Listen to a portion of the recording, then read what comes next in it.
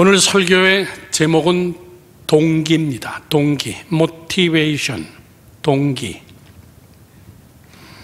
오늘 동기에 대한 설교의 제목은 성탄의 질문. 다 같이 시작. 성탄의 질문. 다시 한번 시작. 성탄의 질문. 자, 여러분, 동기 굉장히 중요한 이야기입니다. 동기가 어떤 것이냐? 저 사람 동기가 참 불순해. 그러면 그는 아무리 잘했어도 동기가 불순하기 때문에 다 불순한 거예요.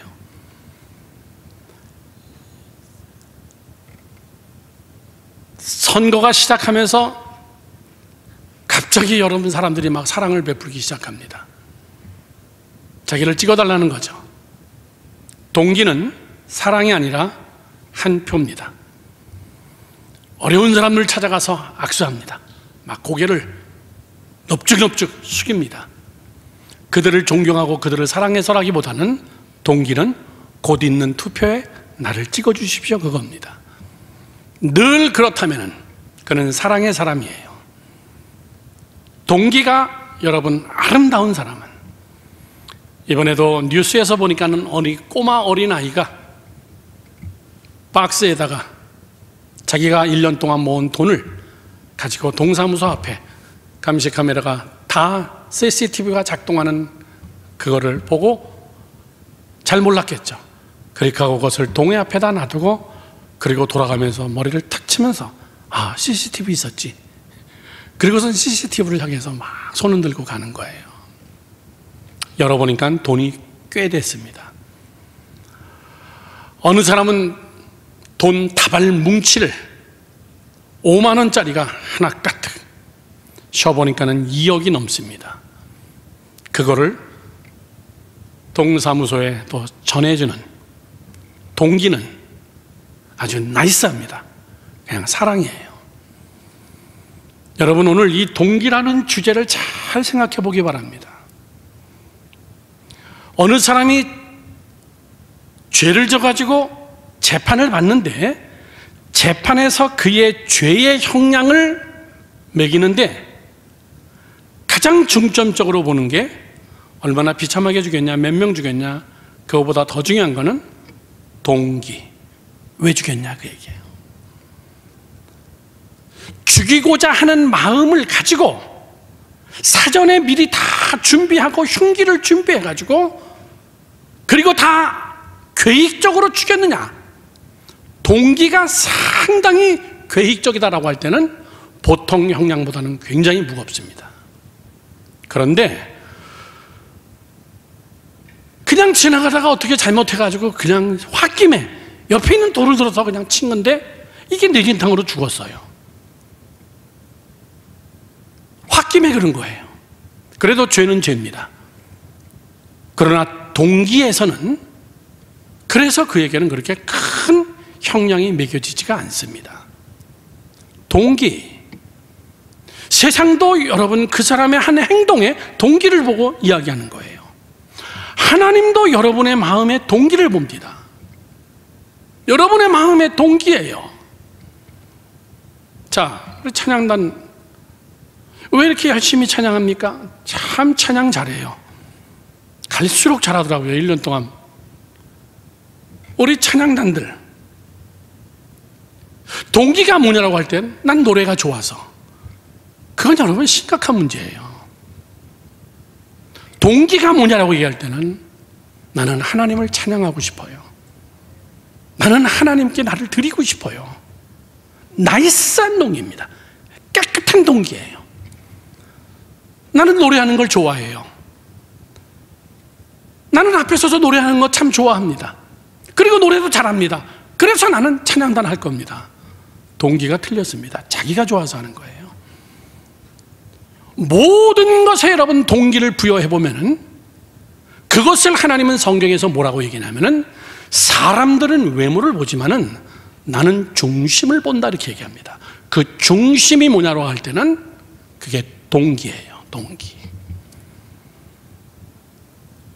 이 동기라는 것은 하나님이 보시고 계신 것이에요.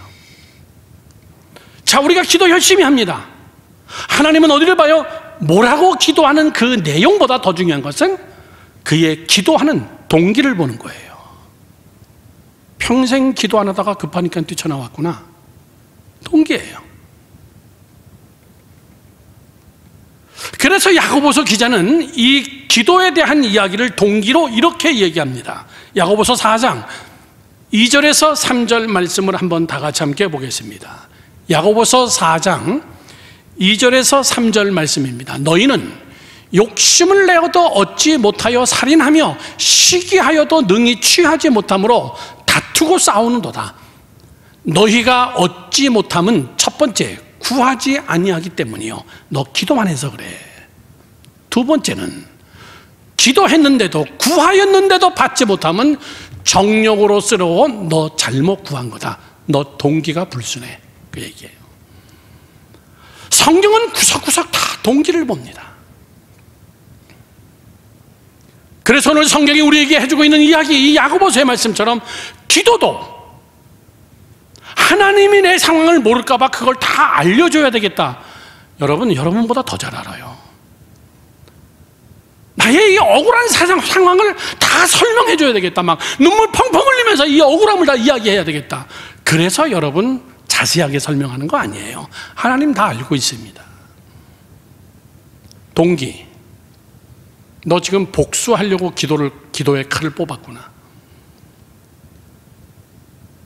여러분, 동기는 하나님이 보시는 제일 중요한 겁니다. 사람도 마찬가지예요. 우리는 믿음 생활을 할 때에 동기를 모르면은 여러분의 믿음은 헛돌아요. 하나님이 뭘 원하시나? 하나님이 왜 이렇게 말씀하셨나? 하나님이 왜 이걸 하라 그러는 것인가? 왜 이것을 지켜야 되는 것인가? 하나님의 동기예요. 그 동기를 알면은 여러분 흔들림이 없습니다. 저분의 의도가 이거야. 저분이 원하시는 게 이거야. 모티베이션은 라틴어에서 유래된 건데 모티베이션은 to move라는 말이에요. 움직인다 그 얘기예요. 움직이는 그 원인, 행동하는 그 원인, 저렇게 말하는 원인, 저렇게 행동하는 원인, 그게 동기에서 나오는 겁니다. 사랑하는 젊은이 여러분, 우리는 이 성탄의 계절에 잘 들으십시오.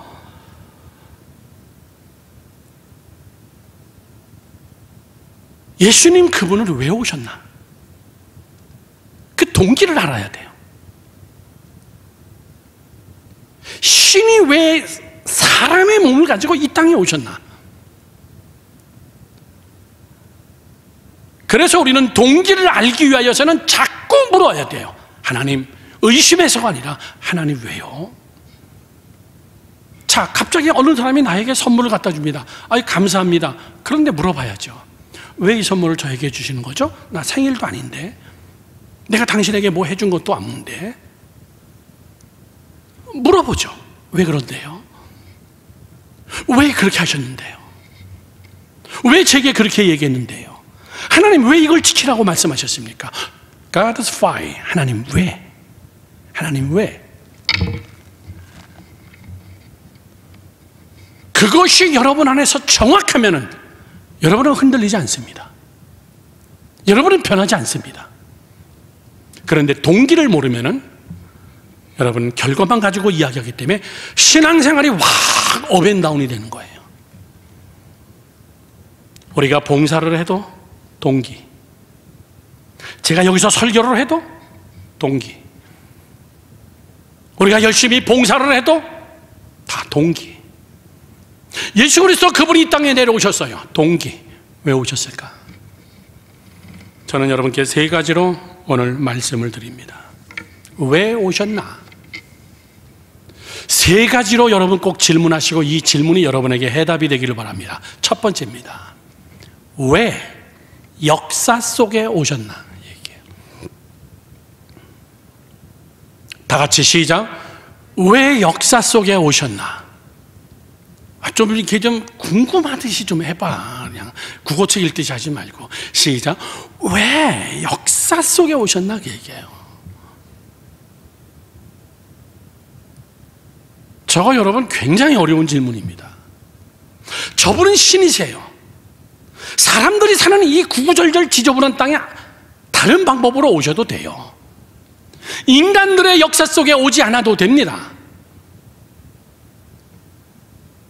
정치적인 가문의 왕궁이 아니라 초라한 베들레헴 말구육간, 하나님 왜 좀 폼나게 멋있게 오시면 멋있잖아요. 그리고 이왕 오시는 거 한 30살 중반쯤 그 정도의 나이로 멋있게 오면은 얼마나 멋있어요. 그 말밥통에서 한겨울에 예수님 때문에 한 살 이하가 다 죽어버렸어요.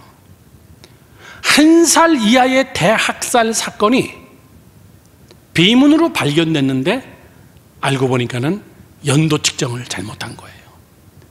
AD 1년이라는 측정이 로마 시대 때 예수님이 오셨던 거를 AD 1년으로 측정한 것을 먼 훗날에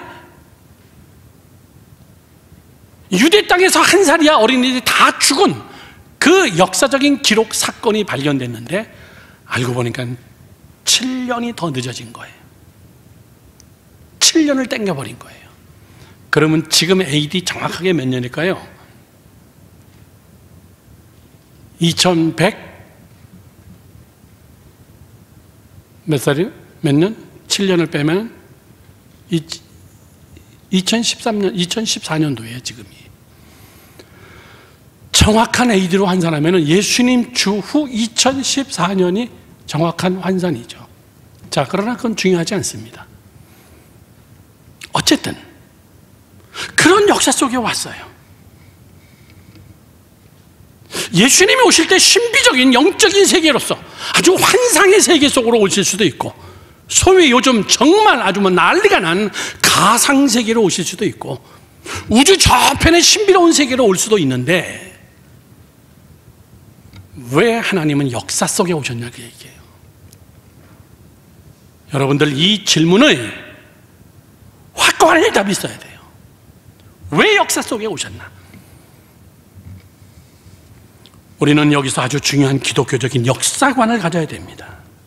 자, 저를 보세요. 청년 설교니까 역사는 두 가지입니다. 사실적 역사, 이걸 객관적 역사라고 합니다. 또 하나는 기록적 역사가 있습니다. 이건 주관적 역사라고 합니다. 3월 1일 날 유관순 여사가 태극기 들고 대한독립 만세를 외쳤어요. 우리는 그분이 독립운동가지만은 주관적 해석으로 일본에서는 역적입니다. 나쁜 여자예요. 역사는 이 두 가지, 좌우 동전의 양면 같은 이 두 가지가 딱 맞습니다. 첫째, 객관적 사실의 역사. 정말 있었냐? 그게 맞는 사건이었냐? 정말 그 일이 있었느냐? 본 사람들이 있느냐? 확실한 객관적 사건이냐? 또 하나는 그거를 주관적으로 여러분 해석하는 겁니다. 그 사건이 테러였느냐? 그 사건이 독립운동이었냐? 이 두 가지가 역사의 축입니다.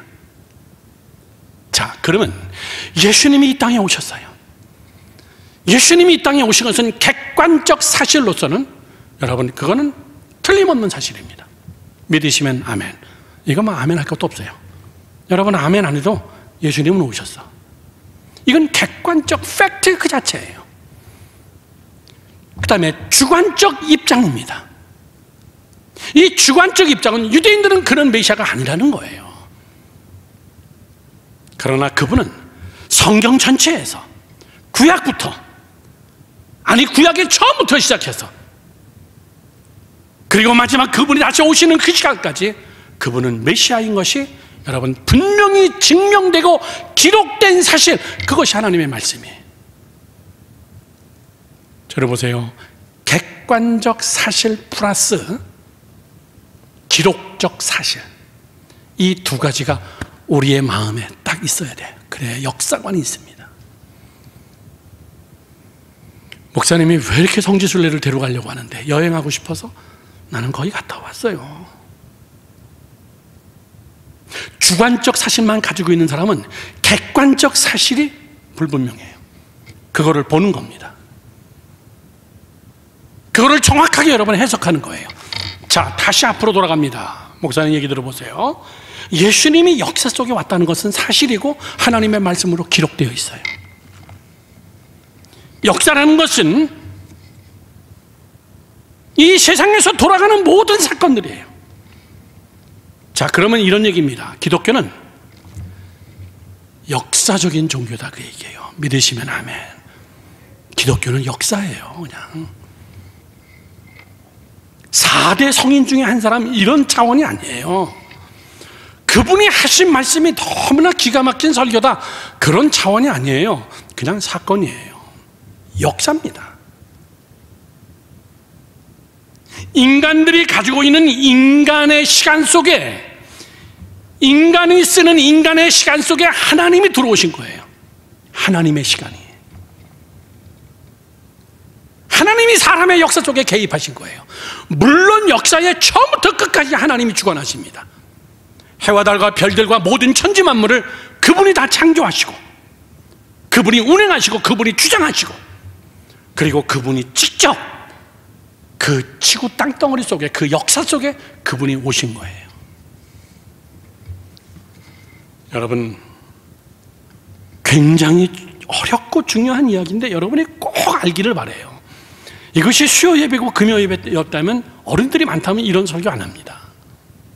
왜 그러냐? 예수 그리스도 그분이 역사 속에 왔다는 것은 너무나 어마어마하게 생각하지 마세요. 우리의 현실, 먹고 사는 이 세상 속, 먹고 살고 지지고 볶고 하는 이 세상 속, 그 삶 속에서 예수는 개입하기 원하시는 거예요. 아멘이십니까? 기독교는 그래서 절대 잘 믿겠다고 산속 들어가면 안 돼요.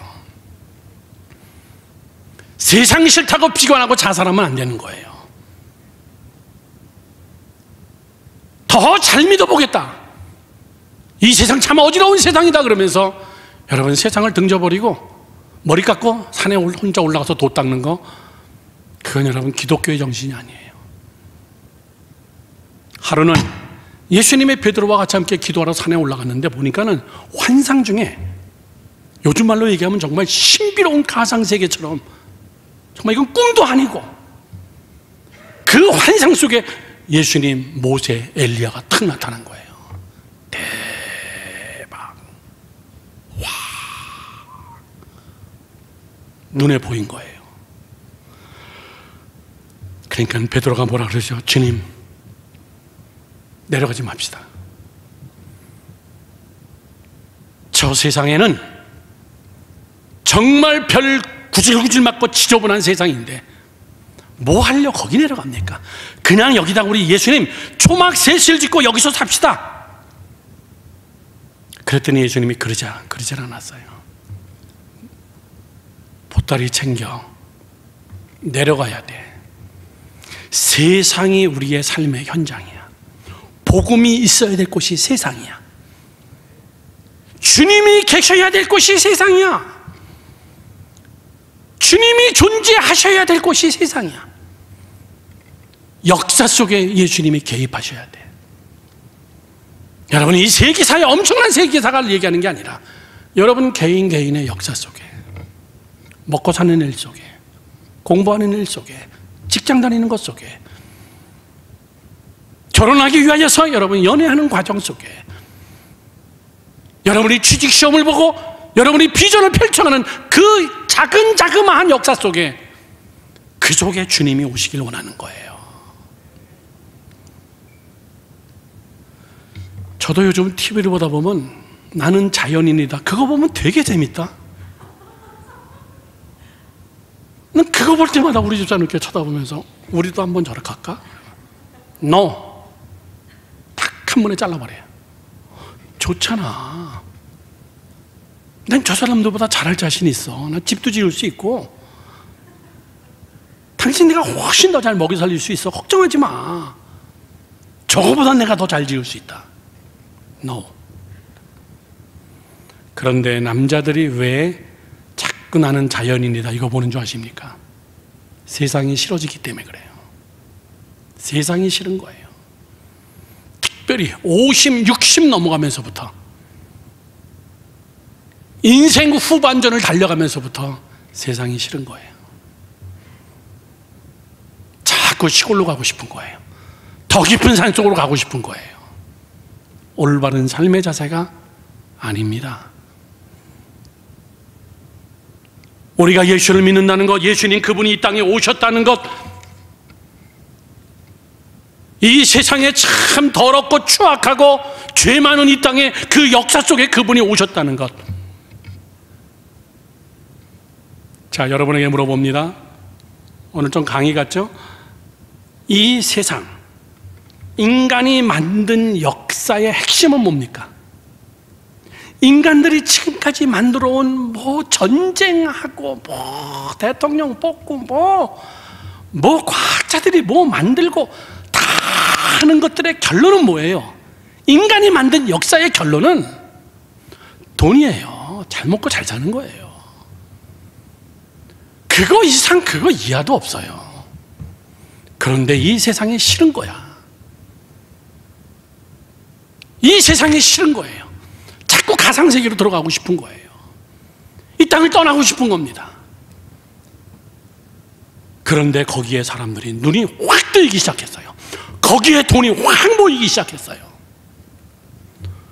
여러분, 돈이 모이는 데는 조심해야 돼. 돈이 갑자기 모이는 데는 조심해야 돼요. 내 얘기가 아니다. 예수님이 넓은 길로 가지 마라. 사람들이 많고 그 길이 넓어서 필령 그 길은 사망의 길이다. 그냥 좁은 길로 가. 나를 따르는 길로 가. 여러분, 이 세상은 지상 유토피아예요. 잘 먹고 잘 살면 되는 거예요. 멋있게 산다, 품위 있게 산다, 거룩하게 산다, 다 필요 없는 이야기예요. 세상은 어떻게 하면 더 편하게, 어떻게 하면 더 재밌게, 어떻게 하면 더 부를 누리고, 지상 유토피아예요. 12제자도 예수님을 따르는 그 동기, 모티베이션이 뭐였냐면은 지상 유토피아를 원했던 거예요. 저 사람을 따라가면은 확실하게 이 나라 뒤집어먹겠다.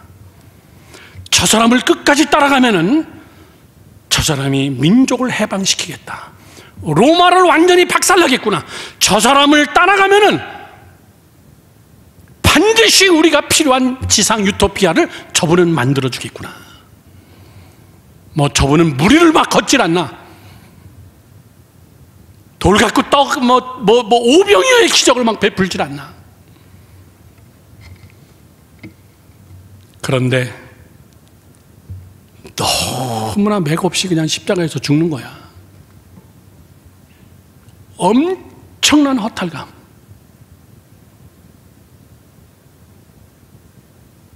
자기들이 가지고 있었던 그 동기가 확 무너지는 그 순간, 자기들이 원했던 정말 잘 먹고 잘 살 수 있는 그런 세상. 그런데 예수님의 의도는 그게 아니에요. 예수님이 원하는 나라, 예수님이 원하는 역사 속에 오셔서 이 역사의 부정한 것들을 다 척결하고 다 구속시켜주고 지상 유토피아를 만들어버려야 되겠다. 그건 하나님이 원하는 게 아니에요. 자꾸 여러분 이런 기도하지 마세요. 하나님, 저런 인간들은 어떻게 아직까지 존재하나요? 하나님, 확 머리에 번개를 한번 내려주시죠. 하나님, 저런 기업들은요 그냥 콩가루 안 하게 해주세요. 그 기도는 자꾸 우리의 기도가 뭐냐면 자꾸 이 땅에다가 지상 유토피아를 만들려고 하는 거예요. 그렇지 않습니다. 나쁜 놈들 더 많아요. 인간 쓰레기가 갈수록 더 많아져요. 그럼 우리는 자꾸 무슨 얘기합니까? 하나님 뭐 하고 계십니까? 이 역사 속에 오셔서 이 역사를 다 깨끗하게 청산하시고 이 역사 속에다 하나님 우리 지상 유토피아를 지읍시다. 죄가 없고 깨끗한 기업체들과 깨끗한 정치인들과 깨끗한 국민들이 살 수 있는 그런 나라를 만듭시다. 하나님의 목적은 여기가 아니에요.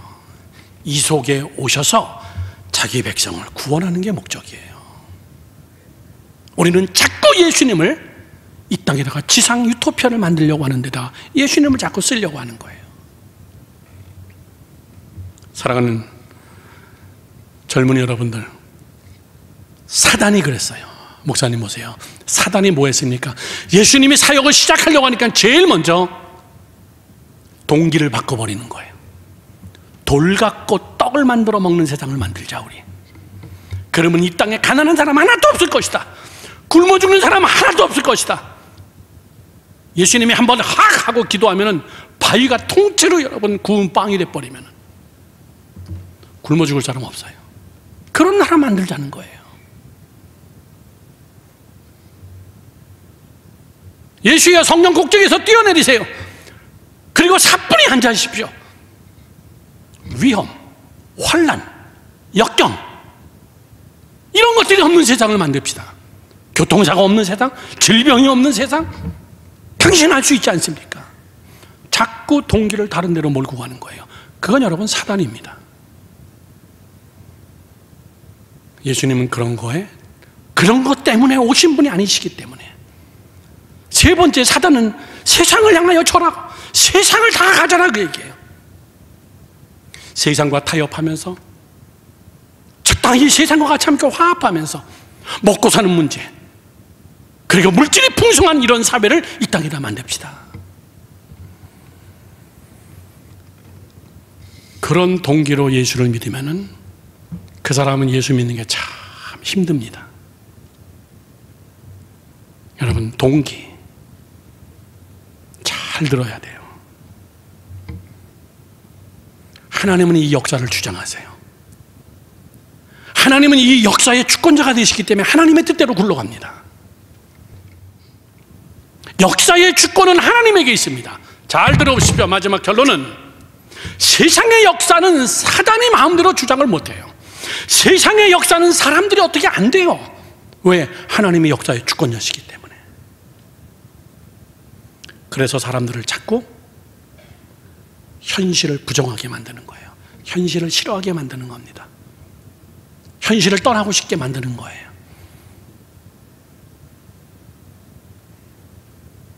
그것이 여러분 자꾸 우리가 추구하는 가상세계예요.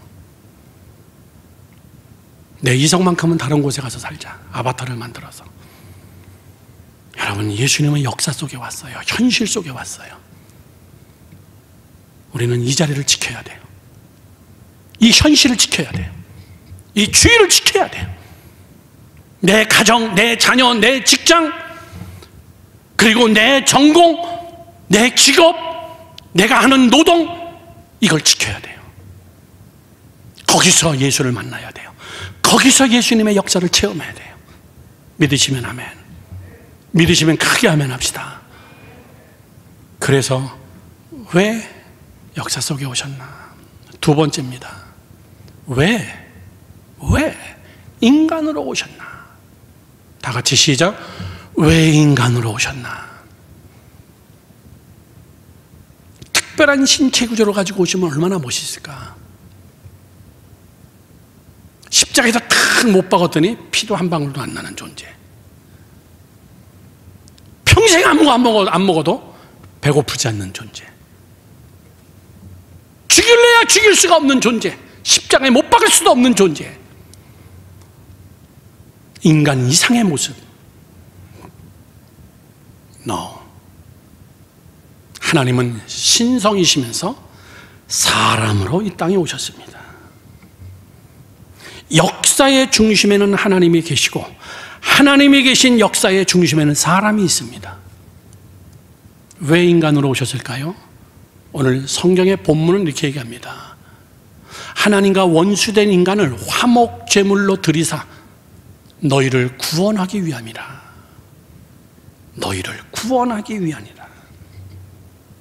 자, 좀 유치한 예와 같지만은 만약에 하나님이 애완견에 관심이 있었다면 그분은 개로 왔을 겁니다. 개하고 같은 언어를 소통하고 개하고 같은 감성을 가지고 개를 구원하기 위해서.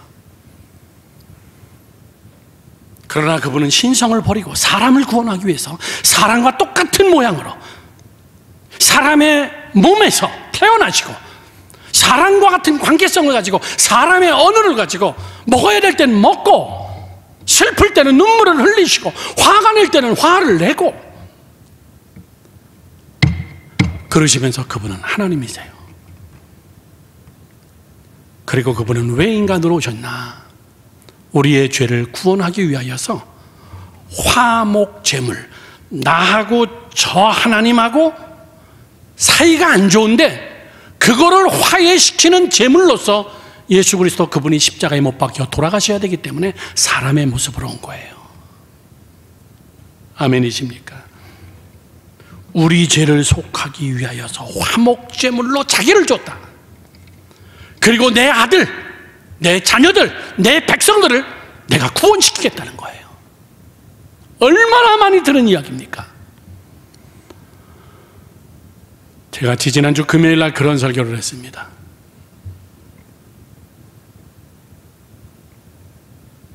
밴쿠버에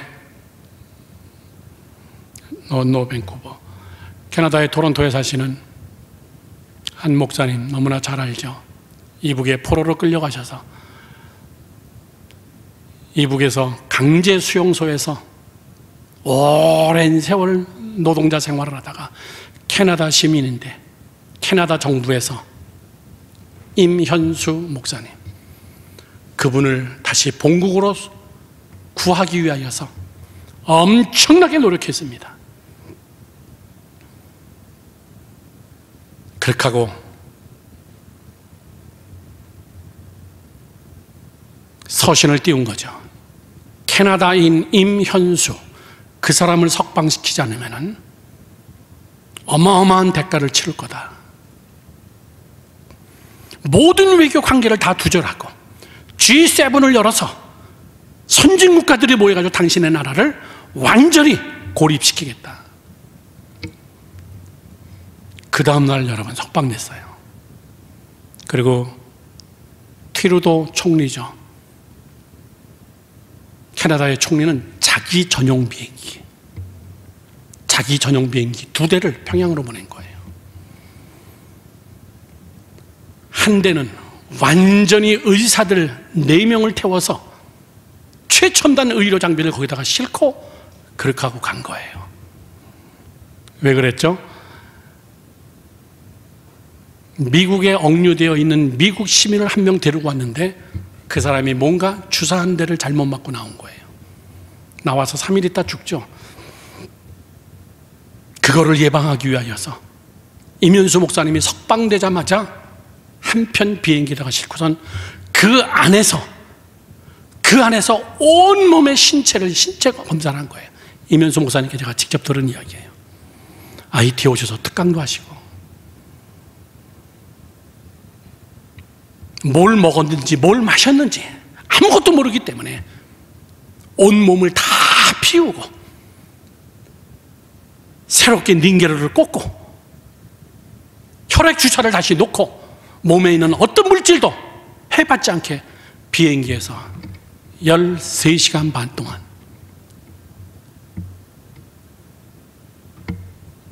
국무위원들 14명이 같이 함께 동행해주고 임현수 목사님이 뭐라는 줄 아십니까?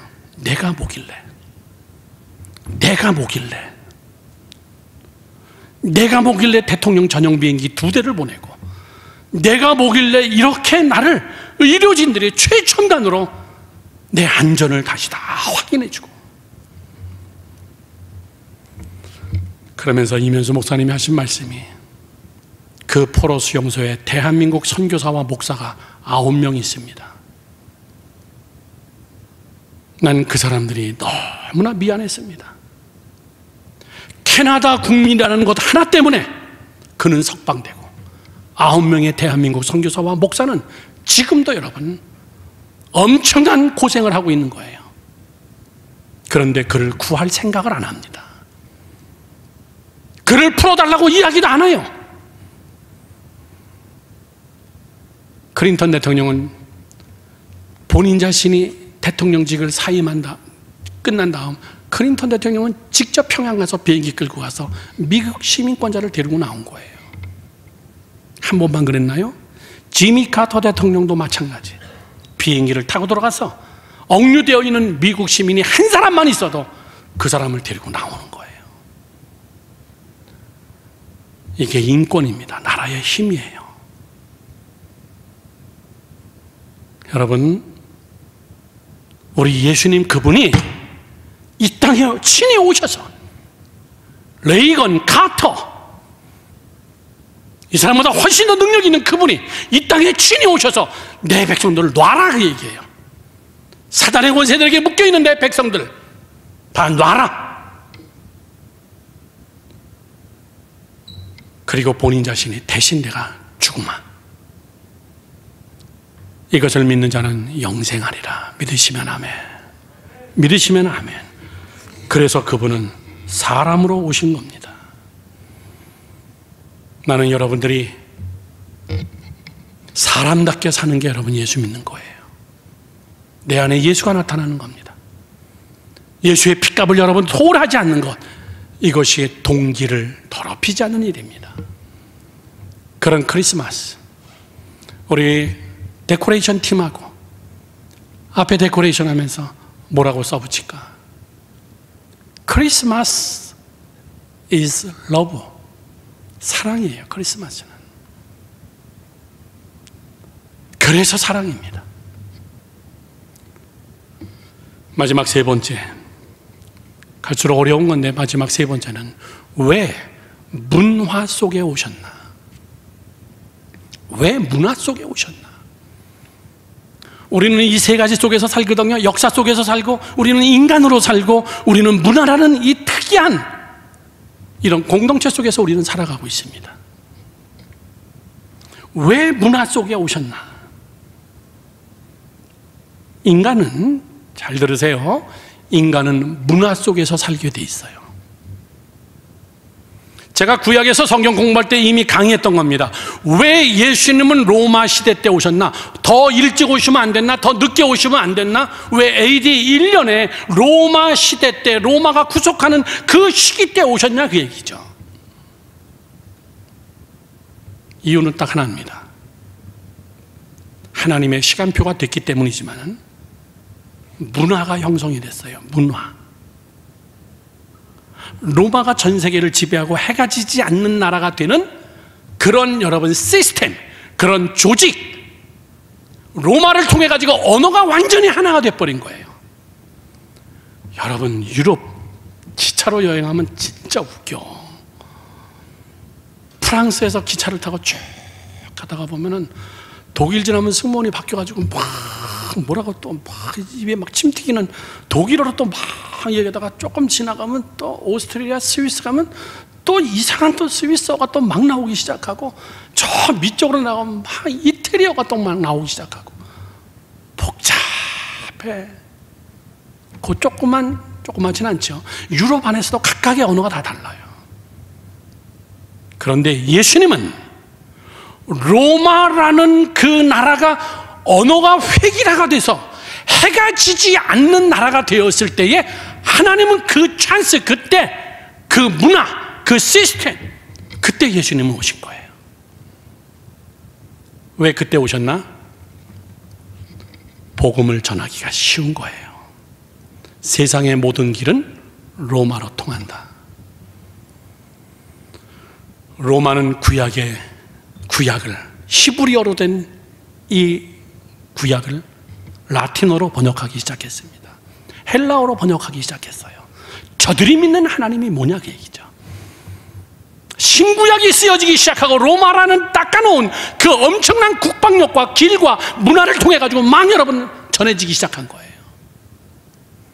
예수님이 부활 승천한 이후에 유럽에는 엄청난 운동이 일어납니다. 그게 뭐죠?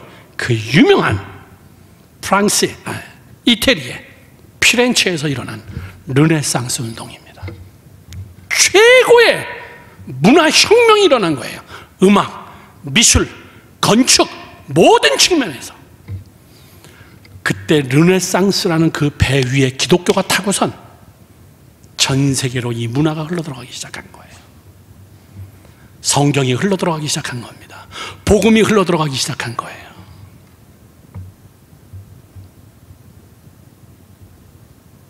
여러분, 하나님은 인류에게 문화를 주셨습니다. 하나님은 문화의 시작을 히브리 문화로 시작했어요. 히브리 사람들의 히브리 문화로 시작했어요. 그래서 그 안에는 유월절이라는 문화가 있고 초실절, 나팔절, 수장절, 장막절이라는 이 절기 문화를 그들에게 줬습니다. 그리고 하나님을 경외하는 예배 문화를 그들에게 주었습니다. 제사 문화를 주었고 찬양 문화를 주었고 먹는 문화, 결혼하는 문화, 가정생활하는 문화, 부부관계의 문화, 자식 간의 관계의 문화, 가정의 울타리라는 문화, 이걸 여러분 다 줬어요. 우리에게 문화를. 문화의 테두리를 결정하는 가장 중요한 것이 뭐냐면은 십계명입니다. 너희는 주 안에서, 너희는 주 안에서, 주 안에서, 모든 문화는 주 안에서. 이것이 하나님의 계명이에요. 근데 사람들은 이 문화가 타락하기 시작합니다. 하나님 없는 문화를 만들어내려고 해요. 하나님 없는 세상을 만들어내려고 합니다. 하나님 없는 여러분 세상을 꿈꾸고 있습니다. 역사를 초월하는 여러분 신비로운 세계를 만들려고 하고 있습니다.